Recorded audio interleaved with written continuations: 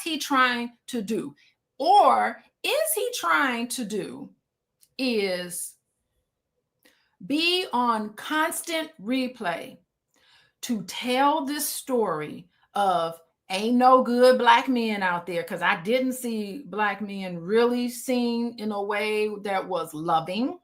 I didn't see one Black man in that film that was caring, that was considerate, that really like reached out and stepped in and, other than this police officer sitting there ready to arrest her. Like, I didn't really see all of that developed in this film. So I didn't, there wasn't enough pieces or elements to make it seem, number one, realistic.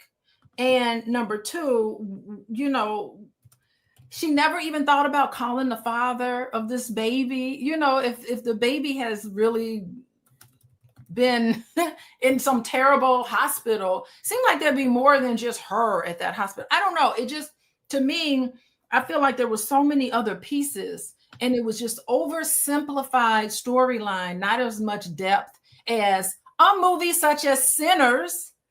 And I think, so I got another comment about that, but I'll let you jump in. I got pillow talk comments too.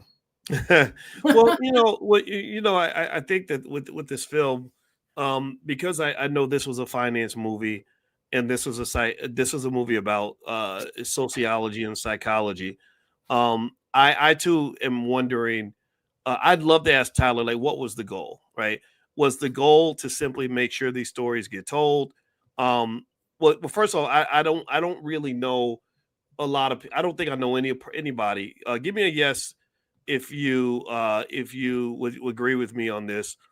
I don't think any of us knows a single person who, all within like a 6-hour period, was cussed out by their landlord, hit by a car, had a cop threaten to blow her head off, lost her child to Child Protective Services, got evicted, got robbed, and then shot 2 people. Can you agree with me that none of us in this room knows a single person this has gone through, or who's gone through something like this? Now, I know it's a movie. I know that it's dramatic for sure. But I think that just sort of like just trauma dumping on the audience in that way, I get it. You're manipulating emotions, right? Motion pictures are not motion pictures. They're actually emotion pictures. So the goal of filmmaking in many cases is to do as much as they can to get an emotion from you. They want you scared, they want you to laugh, they want you to cry, they want you to be shocked, etc. And I think that, at the end of the day, I think the question for Tyler would be, okay, so was this just basically about the manipulation of the emotions of the audience so you can make sure that you make enough money on this film? And I'm not mad at him for making money, but I don't know. For example, if I know somebody got raped, and all they can think about is the fact that they got raped, does it really help them? And I want you to answer this as a therapist, as a good therapist. Does it help them if I say, hey, let me show you this other film about somebody getting raped? Oh, here's another video clip I saw. This lady got raped just like you. Here, look, like, do you think that would, am I helping that person or damaging that person? Like, what am I kind of doing in that situation? Well, here's what happens.